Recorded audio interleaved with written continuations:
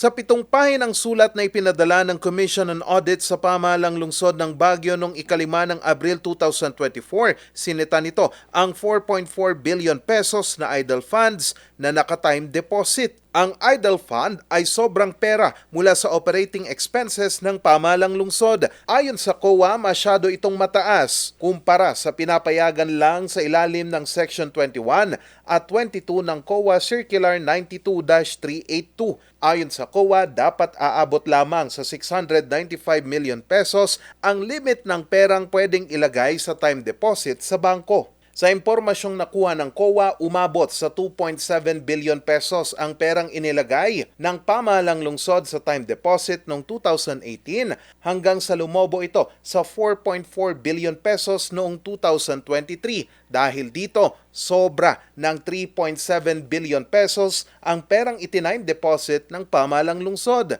Ang mga natagpuang irregularidad ng Commission on Audit, sinagot ni City Treasurer Alex Cabarubias. Anya, mas mabuti na raw kasing i-time deposit ang pera ng lungsod kaysa sa nakalagay ito sa saving accounts. Minsan kasi the longer, the higher yung interest rate.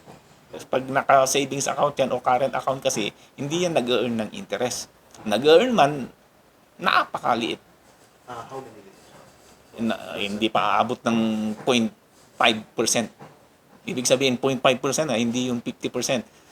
0.5% or 1/2 of 1%. Lower even than that.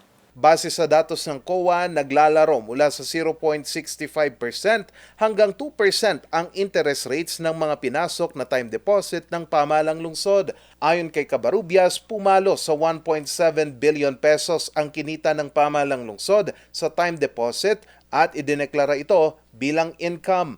Sumunod naman ang City Treasury Office sa rekomendasyon ng COA na bawasan ang perang naka-time deposit. Dahil dito, 1.1 billion pesos na lang ang natira sa time deposit. As of now, 1.1 na lang yan. Still higher than the idle fund na computation ng COA. Pero sayang talaga eh. So binalik namin sa current account. Yung interest, na-record na rin as income yun. So kasama na sa budget namin yun. Pero tanong ng ilan, saan ba nagmula ang perang inilagay ng pamahalang lungsod sa time deposit? Ayon kay Cabarubias, Projects mga yun na hindi pa ma-implement. Yun nga, kasi maraming causes na hindi ma-implement yung project. Tulad nun, sinasabi ko yung mga certifications ng ECC, PAMBI, yung mga protected areas, at medyo malaki-laki yung mga ibang projects dito. So, kailangan ng ECC. Aminado naman dito ang City Administrator at Chairman ng Bids and Awards Committee ng pamahalang lungsod na si Engineer Bonifacio de la Peña. Anya, ilan sa mga rason kung bakit hindi maipatupad ang ilang proyekto ay dahil kadalasang hindi umuusad ang bidding. Nag-fail yung bidding kasi because of the requirements. Hindi sila eligible to bid. Tapos, upon evaluation of the technical working group, may mga deficiencies yung mga bidders natin. So, nadi-disqualify. And when a project is rebidded, kasi once na ipasok mo na for bidding, no, yung project na yan, it will undergo another bidding before you negotiate it.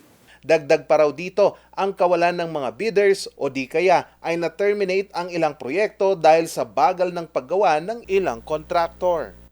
Ang problema pa, pag nag-post ka ng project, when we post 20 projects, 10 lang, o 6 lang, o 7 lang ang may nagdadrop. All the rest, walang nagdadrop, walang nagbibid. When a project is terminated, it will take time. Na naman, bago mo ipabid, so matutulog yung pera. Natutulog yung pera na walang nangyayari. Para maiwasan ito, target na iparebid agad ang mga terminated projects para agad makahanap ng panibagong bidder na magtutuloy ng proyekto. Dagdag pa ng pamahalang lungsod, kailangan pa rin nilang sundin ang mga proseso para sa bidding na itinakda ng batas para matiyak na dumaan ang mga ito sa legal na proseso. Samantala, inaantay pa ng City Treasury Office ang magiging tugon ng COA sa ipinadala nilang Letter of Explanation. Charles Nicolimon, RNG News.